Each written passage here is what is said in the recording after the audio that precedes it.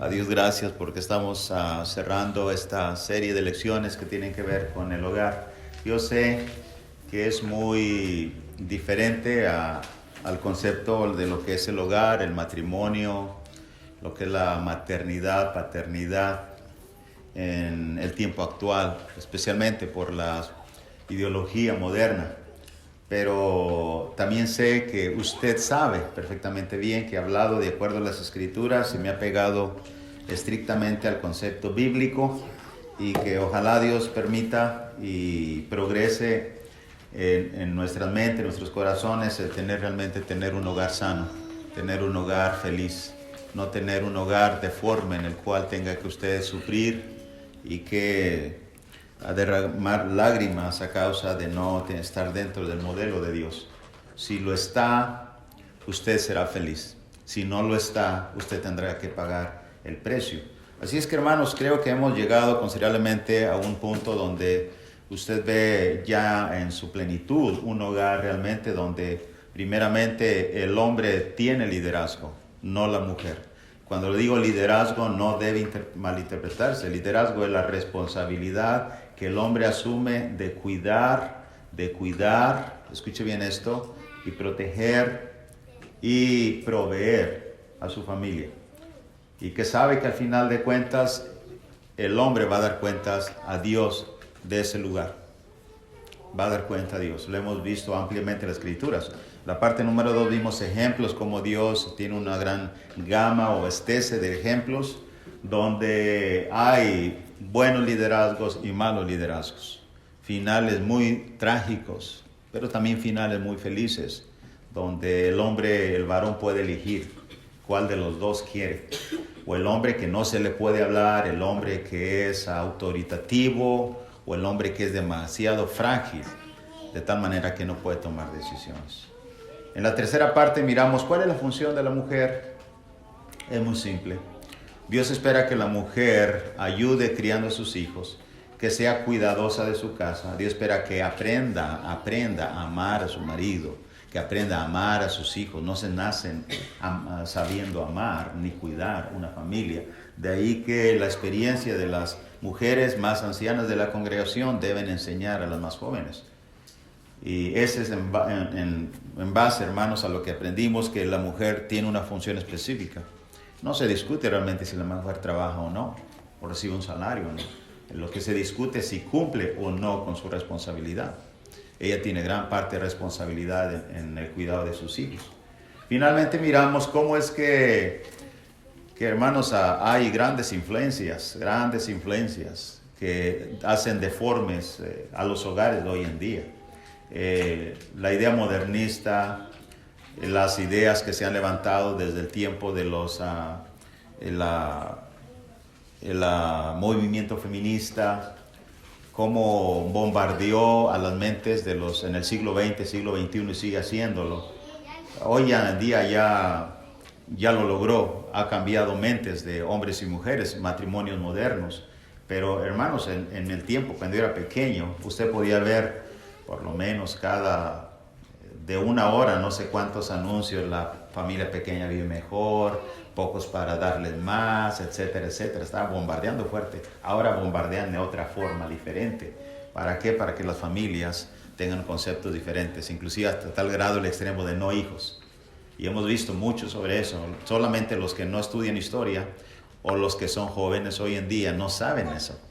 Y piensan que son normales pensando: yo no quiero hijos, ¿para qué quiero hijos? O nada más uno. Pero no más, para darle más que economía, dinero, un auto, una casa.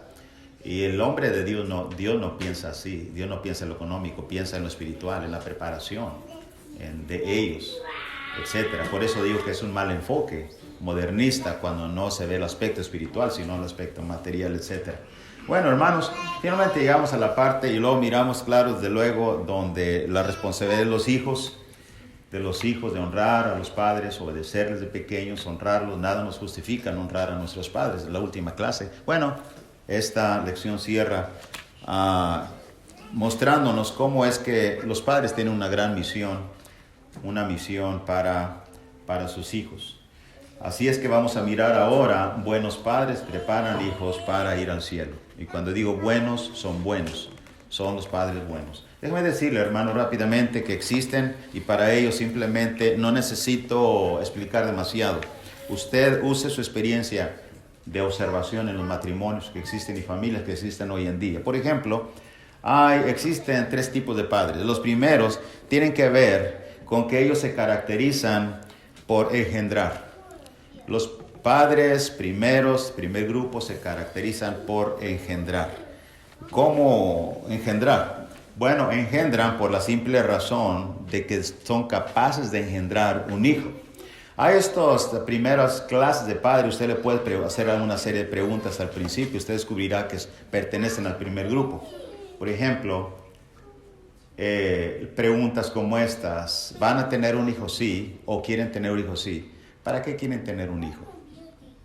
Usted sorprendería las respuestas que me han dado en lo particular. Es que todo el mundo tiene un hijo. ¿Para qué? Para cargarlo. Lo más superficial respuesta que encontrar es para cargarlo, cuidarlo. Es que quiero un hijo, sangre de mi sangre. Así de ese tipo de preguntas, de respuestas. Así es que estos no tienen metas para sus hijos. Al final llegan al registro civil o donde van a registrarlo y al momento le están preguntando cómo se va a llamar y están los padres discutiendo cómo le ponemos, Pánfilo, no, eso es muy común, Pánfilo no. Y estos hermanos siempre se dedican a sobrevivir en el mundo. El padre piensa que darle comida, alimento y vestido es suficiente y tiene una recámara es una gran ganancia. Ese es el primer grupo. El segundo tiene que ver con aquellos que ponen a sus hijos dentro de un plan. Usted ya se han destacado clase de padres en el mundo. Ellos, por ejemplo, hermanos, hasta lo ponen dentro de un plan. ¿Sabía que estos tipos de padres deciden dónde engendrar a sus hijos? Inclusive deciden dónde nacer. He sabido algunas parejas que inclusive buscan un lugar turístico, qué sé yo, París, Francia, que son engendrados allá o nacerán en cierto lugar. Y así lo planean y créanme que lo logran. Y cuando quieren que ellos, por ejemplo, cuando ellos empiezan a crecer, ya tienen planes para ellos, ¿sabía usted? Ya tienen planes para ellos en la sociedad. Ellos quieren que sean doctores, ingenieros, arquitectos, tienen algún plan para ellos. Y se oye mucho en frases como en ellos: quiero que mi hijo tenga la vida mejor, quiero que él se supere o ella se supere, quiero que mi hijo sean exitosos, y muchos lo logran dentro de la sociedad. Sin embargo, les explico una cosa: sus expectativas se limitan solamente a esta vida. Morirá, vivirá y crecerá como el señor ingeniero tal, de renombre, y luego será olvidado. Pero déjame decirle que hay un tercer grupo de padres en el mundo que se identifican claramente. Y estos son los que sus expectativas para sus hijos van más allá que una simple carrera, un nombre o una posición en la sociedad. Estos hacen planes, pero no solamente lo saben engendrar, tienen planes para que nada les falte. Sin embargo, como explicaba, sus expectativas son más altas. Ellos, su prioridad principal, escuche bien esto, es que ellos lleguen a estar al lado de Dios en la eternidad. Esa es la meta de estos padres. De esos padres queremos hablar hoy. De esos queremos hablar. De los que tienen las expectativas más altas que cualquier otro de los que pertenecen a este grupo. Una de las características, mis amados hermanos, amigo oyente, de estos padres es que estos buenos padres tienen muy claro que existe un hogar futuro en la eternidad. Eso es lo que acapara la atención de ellos, de estos padres. Saben que son responsables, por lo tanto, de que sus hijos vayan a la eternidad, vayan a esta morada eterna al lado de Dios. Aparte de cualquier otra meta que se limita abajo del sol, la principal meta es más allá de esta vida. Y ellos saben de eso. Están convencidos plenamente que existe un lugar eterno en el cielo. De otra manera, hermanos, escuche bien esto. Nadie que dude que existe un lugar eterno, podrá hacer algo por su hijo para tratar de ayudarle que vaya allá. Así es que hay una cosa muy interesante aquí que quiero explicar. Cuando estos padres leen la Biblia tiene una forma muy práctica, tiene dos testamentos, Antiguo y Nuevo Testamento. En el Nuevo Testamento se ve claramente la existencia del cielo y es declarada a través abiertamente del Hijo de Dios, de los apóstoles. Y en el Antiguo Testamento, sin embargo, también existe evidencia muy clara de que existe un cielo. Muchos hoy en día dudan y ponen en evidencia si realmente, o en duda, si realmente existe un cielo anunciado desde el Antiguo Testamento. Pero yo quisiera que usted abra ahora expanda su visión y vea que tanto el hombre moderno puede abrir su Biblia y mirar en el Antiguo Testamento y en el Nuevo Testamento la existencia clara, evidencia de que hombres bajo el Antiguo y hombres y mujeres bajo el Nuevo sabían que existe un lugar eterno y futuro. Así es que los padres querrán lo mejor para sus hijos. Por ejemplo, hermanos, en la Biblia, en el Antiguo Testamento, hay evidencia. Por ejemplo, considere este pasaje de la Biblia, de texto, el Salmo 73, 23 al 25. Salmo 73, 23 al 25.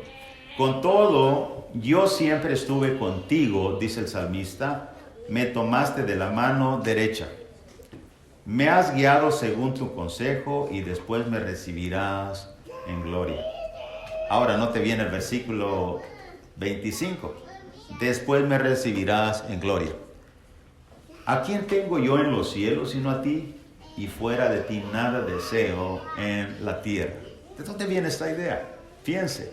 ¿De dónde viene esta idea? Algo más. En Amós capítulo 9, versos 5 y 6, dice de la siguiente manera: y yo les digo, nuestro Dios es todopoderoso, toca la tierra y ésta se desmorona, la hace subir y bajar como el agua del río Nilo, haciendo llorar a sus habitantes.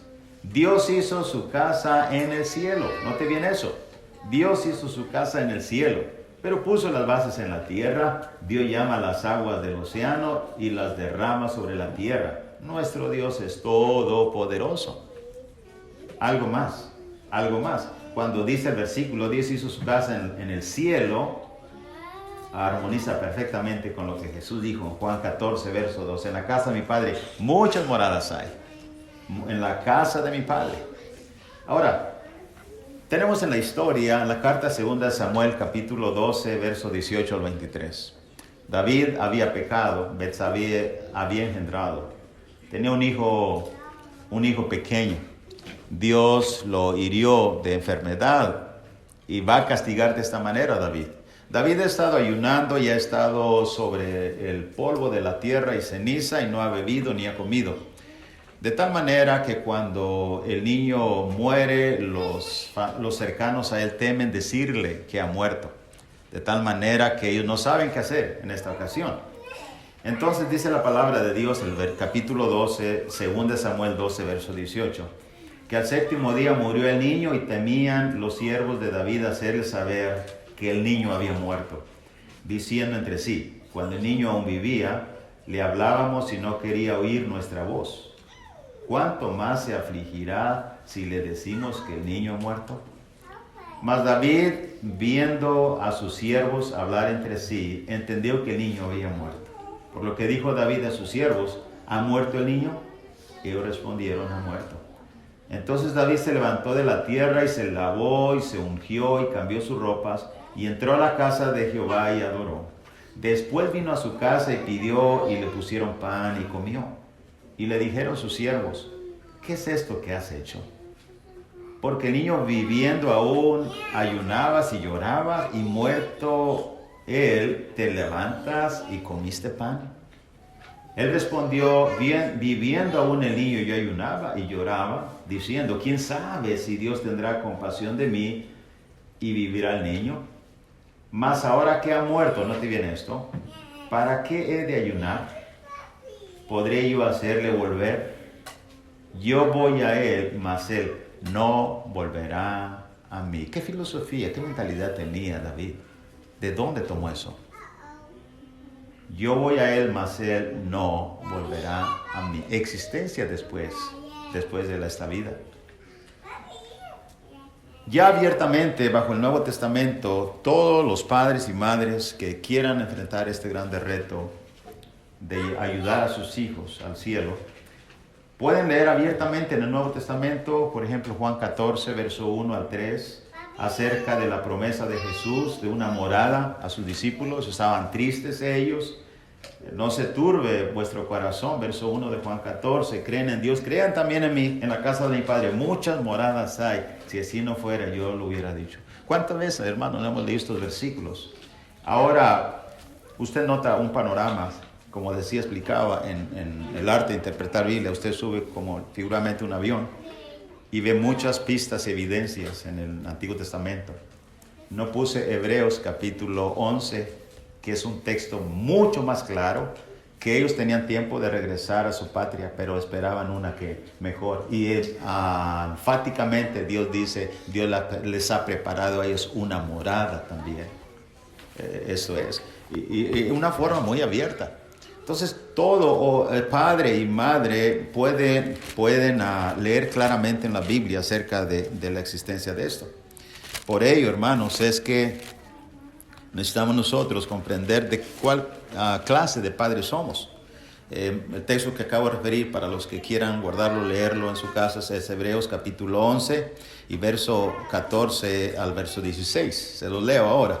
Porque esto dicen claramente, que dan a entender que buscan una patria mejor. Ellos se consideraban extranjeros y peregrinos sobre la tierra, verso 13. Verso 15, pues si hubiesen estado pensando en aquella de donde salieron, ciertamente tenían tiempo de volver, porque anhelaban una mejor, esto es celestial, por lo cual Dios no se avergüenza de llamarse Dios de ellos, porque les ha preparado una ciudad. Y es hermoso. Por eso decía, nadie debe dudar que los hebreos, José, Moisés, Abraham, sabían de la existencia de una eternidad y un cielo.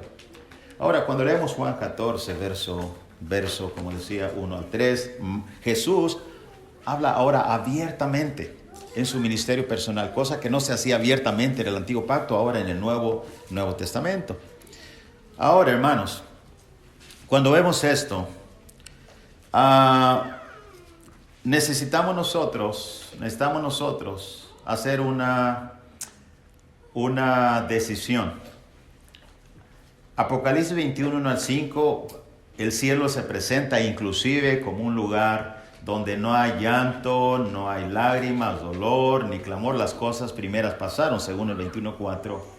Y dice el 21.5, escribe, le dice a Juan el Señor, porque estas palabras son fieles y verdaderas. Como decía, más abiertamente se habla del cielo como un lugar de reposo, un lugar donde ya las cosas materiales pasaron, ahora son eternas.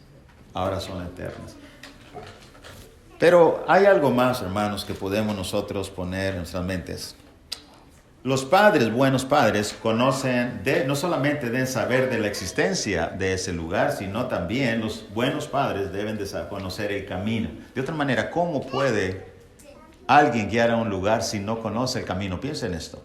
Cuando lo leímos hace un momento en Juan 14, pero leyendo el versículo 4, dijo Jesús, y sabéis a dónde voy y sabéis el camino. ¿Note bien eso?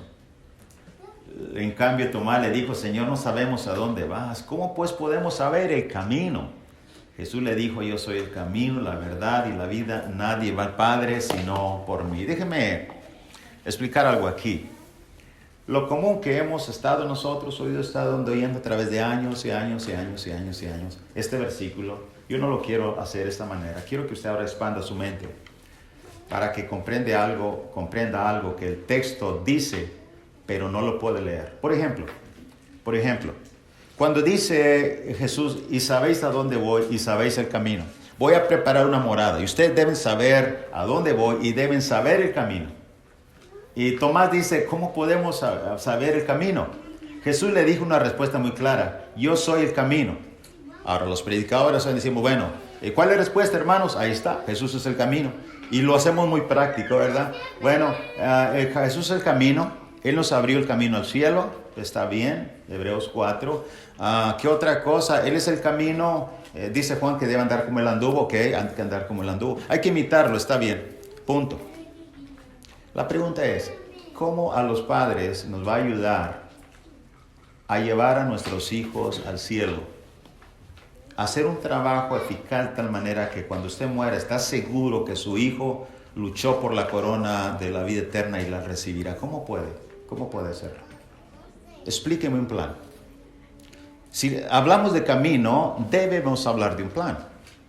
¿Qué haces primero? Usted, por ejemplo, ¿conoce el camino por ejemplo, a Nashville, Tennessee? ¿Usted conoce el camino? Bueno, yo lo he transitado ya 1 o 2 veces. Ahora, si sé el camino, ¿cuál es mi plan? Debo tener un plan. Debo tener un auto, debo tener los gastos suficientes para llegar echando gasolina, y más como está cara hoy.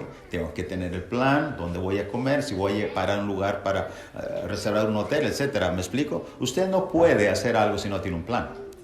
Estoy pensando ahora cuántos matrimonios tienen un problema o se fracasan o deciden reiniciar su vida y luego dicen, no, ya sí, lo vamos a hacer. Y yo muchas veces le he dicho más de un matrimonio, ok, ¿qué plan tienen? Y se quedan así como diciendo, ¿de qué estás hablando? Sí me refiero, ¿qué van a hacer diferente? ¿Qué plan tienes? El 1, 2, 3, el ABC, ¿qué tienes? ¿Qué vas a hacer para que resulte? Porque te veo muy entusiasta y estás seguro que esta vez va a ser un éxito tu matrimonio. Pero la pregunta es, ¿haciendo qué? Hermanos, hay mucha ingenuidad y mucha sencillez en esto. Hay muchos deseos, pero realmente ignoran el plan. Yo le pregunto a usted como padre, aquí veo muchos niños en nuestra congregación. ¿Qué plan está ejecutando para llevarlos al cielo? ¿Tiene un plan? Y cuando hablo de plan, ¿está llevando a cabo el plan de enseñarles bilingües? ¿Lo está logrando? ¿Cree que cuando llegue a los 18 o 20 va a decir, lo logré? Si en algo pequeño, dice el Señor, no fuiste fieles, ¿quién nos va a dar lo verdadero? Ahora, pongan mucha atención en lo que voy a explicar, hermanos, y lo voy a tratar de sintetizar en unos 2, 3, 4 minutos. Cuando hablamos de un plan, estamos hablando de tener la visión de cómo lograrlo, cómo lograr las cosas. Nadie obtiene el éxito, nadie obtiene el éxito de un negocio ni de nada si no hay un plan para ejecutarlo.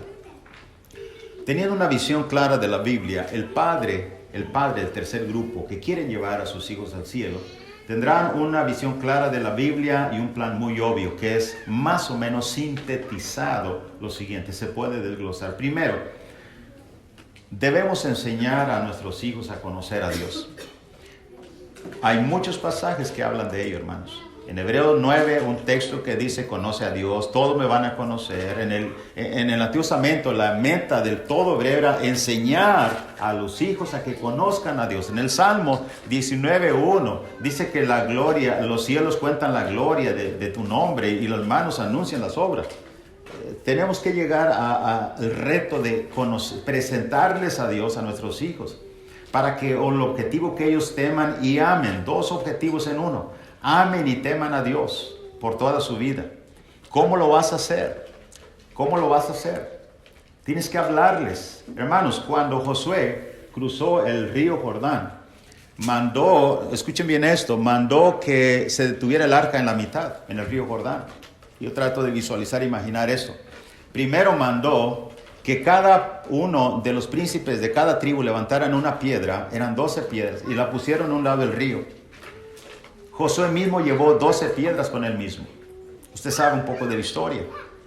Y esas 12 piedras que quedaron cerca del río, la idea es que cuando los engendraran y miran hijos pequeños y pasaran por ahí de la mano de sus padres, papá, ¿qué es eso? De ahí empezaría diciendo el padre, un día, hace un tiempo, ese Dios nos sacó de la tierra de Egipto. Aquí sí las pasaron en tierra seca nuestros antepasados. Se abrió el río, se detuvieron las aguas y les empezaría a contar para conocer a Dios. ¿Qué pasó después? Vino una generación después de Josué que no conocían a Dios. Tú tienes el reto de eso.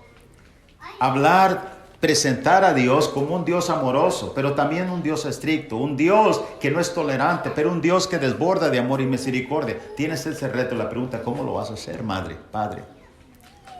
Después de eso, enseñar las escrituras. Las escrituras es el medio visual de la creación y de las escrituras para poder llegar a presentarle a Dios.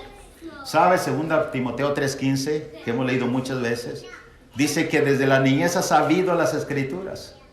Eunice aprendió de su madre Loida. Y Eunice le enseñó desde pequeño a Timoteo. las Escrituras. Y Timoteo las conocía perfectamente bien, como un descendiente de una judía. ¿Qué haces? ¿Qué método usas tú para enseñarle Biblia a tus hijos? Si no puedes siquiera leer un texto por semana, creemos todos que tú vas a enseñarle día tras día a tus hijos sin falta algo respecto a las Escrituras de Dios? ¿Tienes un plan en realidad? Después de ello, guiarlos a la obediencia del Evangelio. Qué gran reto cuando los niños llegan a los 11, 12 años, 13 años. Y qué tristeza saber que muchos padres ni siquiera están preparados para definir cómo apoyarlos. La filosofía de padres de falta de conocimiento dicen es: no, hermano, mi hijo está muy pequeño, él no tiene pecado. No sabe ni tiene idea de cómo ayudar a sus hijos en la obediencia. Y después de obedecerlos, una vez llegué a la casa de una hermana allá en México, se bautizó a los 13, el jovencito, y luego llegó y me dijo: tengo una queja contra usted, predicador. Le dije: ¿cuál? Dijo, era jovencito, dijo: pregúntele cuántas veces ha jugado con juguetes durante la semana y cuántas veces ha tomado su Biblia. Entendí inmediatamente que la madre no sabía identificar que su hijo tenía que vivir su propia etapa, no saltarse etapas, y que ella era la encargada y responsable de enseñarle a orar y a leer la Biblia después de que juegue con algún juego.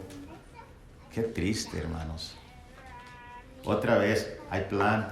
Después de que obedecen, apoyarlos en todo, aquellos hagan su oración, lean Biblia, cuidar sus influencias, sabe con quién está el hijo. La madre muchas veces no sabe ni quién son sus mejores amistades, no sabe nada, quiénes son, dónde viven, qué hacen drogas o no, etcétera. Todo va implícito aquí, hermanos, sintetizado. Después del paso que obedecieron, hay que ayudarles a crecer espiritualmente. Segunda a los Corintios 5:17, de modo que si alguno está en Cristo, nueva criatura es. ¿Qué vas a hacer con él? Muchos padres temerosos: yo no quiero que mi hijo se bautice muy temprano. ¿Por qué? Porque muchos salen de la iglesia, porque muchos padres no saben hacer crecer a sus hijos espiritualmente, porque ni ellos mismos, los padres, han logrado el reto de crecer en madurez y conocimiento. ¿Me explico, hermanos? ¿Tienes metas de llevarlos al cielo? ¿Cuál es el plan? ¿Cuál es el plan que desarrollas? Y finalmente, después, ayudarles a conocer y permanecer en la doctrina correcta. Ya son adultos. Segunda de Juan 1:19, que si alguno no tiene la doctrina de Cristo, no tiene a Dios ni no tiene al Hijo, sabes que tu hijo puede truncarse el camino a la salvación si cuando tú te mueras tu hijo agarra una idea errónea de la doctrina. ¿Sabes eso? Estoy constantemente hablando con mi hijo y mi hija y les digo, ya parezco disco rayado, ¿verdad? Les digo: hijos, cuando ya no esté, acuérdense, esta doctrina va a surgir, esta también, esta va a crecer, pero ustedes saben qué es lo correcto. ¿Correcto? Ok, yo quiero irme tranquilo. ¿Qué hacemos, hermanos? Si nosotros mismos no sabemos identificar un error doctrinal, y después de esto ser fiel hasta la muerte. Apocalipsis 2:10. Ese es un plan.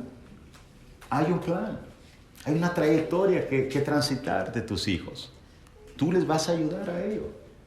Pudiera hablar mucho más de ello, hermanos, que no es la lección, pero el punto es que si los padres conocen el camino, ¿qué fue lo que Jesús dijo en Juan 14? Y dice: sabéis a dónde voy y sabéis el camino. Los apóstoles no estarían ignorantes de ello. Toda una vida de peregrinar, necesitamos saberla, tener la visión de verla para que tus hijos, prepararlos para que anden en ese camino y terminen fieles a la hora de morir. Es tu responsabilidad, padre, madre. Así es que, hermanos, déjenme decir una cosa antes de que termine esta lección, que no voy a hablar mucho.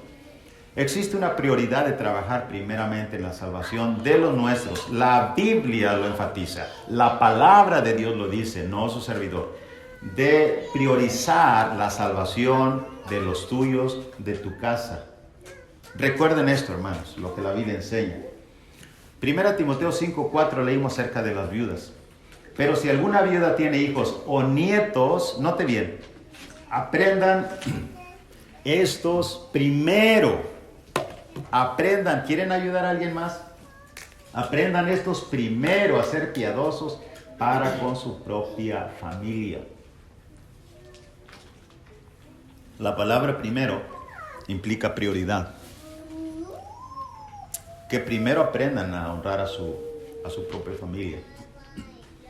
Y sabe que en la salvación es exactamente lo mismo. En este texto nos enseña no de la salvación, sino de prioridades. De prioridades.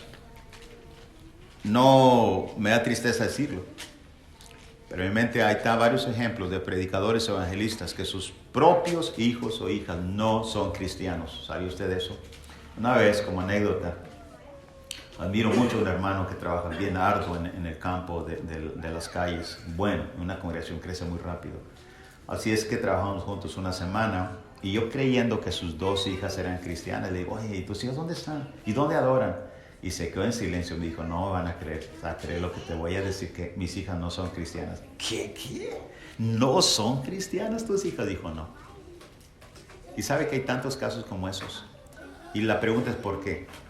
O no estudiamos que esta es una prioridad antes de ir más allá con otros, que esta es una prioridad, o algo sucedió o dejamos de luchar. Por ejemplo, hermanos, vean conmigo juntos estos ejemplos de historia bíblica apoyan esta verdad. Por ejemplo, Abraham, yendo desde el Antiguo Testamento, Abraham, cuando Dios iba a destruir a Sodoma y Gomorra, y los ángeles iban caminando con Abraham, entonces esos 2 ángeles iban a Sodoma y Gomorra, y dijo Dios, dijo Jehová, ¿encubriré yo a Abraham lo que voy a hacer? Y Dios decidió decirle a Abraham lo que iba a suceder. Los ángeles 2, uno se queda con Abraham y 2 van con Lot hacia Sodoma y Gomorra. Pero ¿por qué no habría de encubrir eso? Porque Dios sabía una verdad sobre Abraham. Note bien lo que dice el versículo 18 y 19. Habiendo de ser Abraham una nación grande y fuerte, y habiendo de ser benditas en él todas las naciones de la tierra, porque yo sé que mandará a sus hijos y a su casa después de sí que guarden el camino de Jehová. Yo sé que lo va a hacer. Yo sé que lo va a hacer. Y aún no iniciaba el pasaje de Deuteronomio cuando Dios le dice, esto enseñarás a tus hijos. Aún no, Abraham lo hizo. Él sabía esta verdad. ¿Qué podemos decir de Noé? Hebreos 11:7. Por la fe Noé, cuando fue advertido por Dios acerca de cosas que aún no se veían, con temor preparó el arca en que su casa se salvase. Cosas que el texto no dice, hermanos, y que usted tiene que pensar. Sus hijos no creyeron simplemente porque Noé, un hombre, su padre, empezó a construir arriba de la colina un arca y ellos adivinaron que vendría un diluvio. No, inferencia dice que no tuvo que haberles dicho. Ellos tuvieron que haberlo creído. Impactó la conducta de Noé en ellos, en palabra y obra, al creer, decir y anunciar y trabajar en el arca. Impactó de tal manera que la prueba es que 8 personas entraron al arca. Dijo un comentario en inglés, que cada árbol que se talaba de gopher, cada golpe a derribar ese árbol, fortalecía la fe de un hombre y la de los suyos. Qué hermoso, qué hermoso. Por eso, hermanos, ¿y qué podemos decir de Josué 24:15? Yo he visto estos escritos de este texto, Josué 24:15, en las puertas de las casas. Pero yo en mi casa serviremos a Jehová. Me gustaría entrar y decirle, oye, ¿y qué está haciendo para que tu casa sea salva? A tus hijos le enseñas Biblia todos los días. No, es que tengo que trabajar overtime. Ok. Y llego cansado. Ok. ¿Son cristianos tus hijos? No, pero quisiera. Ahí dice el texto. ¿Realmente estás diciendo entiendes lo que dijo Josué? Josué lo hizo y lo cumplió. Un plan. Hay algo que hacer. ¿Cuántos deseos? Yo a mi hijo le puse Salomón. Quiero que sea sabio. ¿Has hecho algo para que sea sabio? No sabes sumar 2 más 2. Hermanos, amigos, ya seamos realistas. Hombres de la Biblia entendieron que la prioridad era su familia. Y quiero presentar este caso de Marcos 5, 18, 19. ¿Se acuerdan cuando di el reporte de Israel? ¿Se acuerdan del lugar donde el demoniado fue publicando? ¿Se acuerdan de la ciudad donde, luego les hablo el cuestionario, donde en el muro colgaron el cuerpo de Saúl? Este es el caso del endemoniado. Cuando Dios lo curó, el Señor lo curó, quería él seguir con Jesús. 5:18. Al entrar en la barca, el que había estado endemoniado le rogaba que le dejase estar con él, pero note bien lo que Jesús dijo. Por eso digo, hermanos, esta verdad se sienta sobre la Escritura, sobre apóstoles, patriarcas, pero sobre todo la autoridad de Cristo Jesús, de que predicadores, ancianos, diáconos, miembros, entendamos que la prioridad principal de la salvación, después de la tuya, son tus hijos, tus hijas, tu familia. Qué mal nos vemos tratando de evangelizar a alguien cuando no podemos evangelizar a nuestra propia familia. Lo leo, 5:19 de Marcos. Le rogaba que dejase con él. Déjame estar contigo, Señor, decía el demoniado. Mas Jesús no se lo permitió, sino que le dijo, vete a tu casa, a los tuyos, y cuéntales cuán grandes cosas el Señor ha hecho contigo y cómo ha tenido misericordia de ti. ¿Cómo se oye un predicador citando este texto? Vete a la casa de los tuyos y pregúntale, ¿son cristianos tus hijos? Mal, hermano. Nuestras obras hablan más que nuestras palabras, que nuestras acciones. Nuestras acciones hablan más que nuestras palabras. Y ya lo dije al revés. Qué triste. Déjame citar 2 ejemplos antes de terminar rápido. Quiero hablar acerca, hermanos, del carcelero, ¿se acuerda? Él le dijeron, cree en el Señor Jesucristo, serás salvo tú y tu casa. Él le había dicho, Señor, ¿qué debo hacer para ser salvo? Y le hablaron la palabra del Señor a él y a todos los que estaban en su casa. Preguntas que no nos hacemos. ¿Quién sugirió o pidió predicar a la familia del carcelero? Nos gustaría saber. ¿Cómo es que llegaron a predicar y bautizar a lo de su casa? Estaría muy interesante saber las respuestas. Hombres del Antiguo Testamento sabían esta prioridad. Finalmente pasamos al capítulo 18, un personaje llamado Crispo de Corinto. Crispo de Corinto. La gente se opuso, blasfemaba, Pablo se sacudió los pies, voy a ir a los gentiles, dijo el verso 6 y verso 7, dice que saliendo de ahí se fue a la casa de uno llamado Justo, temeroso de Dios, el cual estaba junto a la sinagoga. Ahora ya entiendo eso porque la ciudad está bien pequeña, la sinagoga está dentro de la ciudad y las casas están ahí. Y del carcelero, hermanos, que bien admirado. Carcelero, ahí está la cárcel, ahí mismo están las casas, a 5 pasos todo. Y yo antes pensaba, lo llevó hasta su casa como 5, 15 millas y luego regresó. La ciudad está ahí. Qué cosa, güey, ¿verdad? Pero mire lo que pasó con Crispo, el principal anciano. Creyó en el Señor con toda su casa. ¿Y qué él podía decir de Hechos capítulo 10 de Cornelio? ¿Qué hizo Cornelio? No, hay tantos ejemplos. Juntó a los suyos y hasta a los vecinos. Prioridad los suyos. Hermanos, ya no necesito seguir leyendo más textos.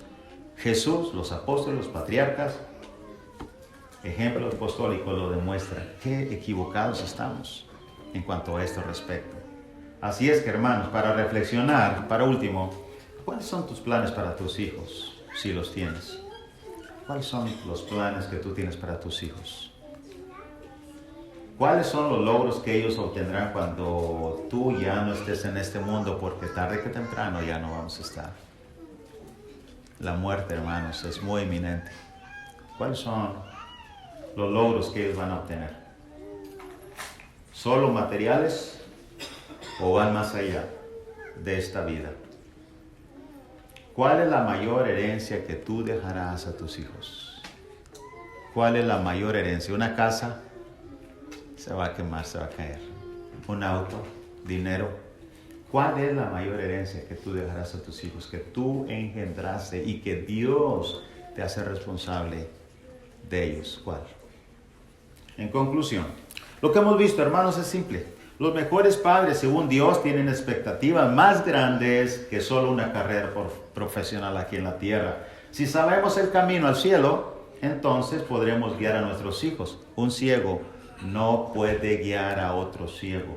Ambos caerán en el hoyo. Y finalmente Jesús dijo, y de predicar el evangelio a toda criatura, el que creyere y fuere bautizado será salvo.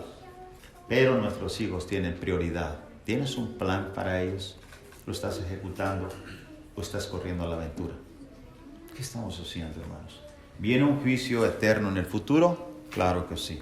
En Mateo por último, capítulo 25, verso 31 al 33, dice la palabra de Dios así. Cuando el Hijo del Hombre venga en su gloria y todos los santos ángeles con él, entonces se sentará en su trono de gloria y serán reunidas delante de él todas las naciones. Apartará los unos de los otros como aparta el pastor las ovejas de los cabritos. Pondrá las ovejas a su derecha y los cabritos a su izquierda. En el versículo 34 del mismo capítulo 25 dice respecto a los de la derecha.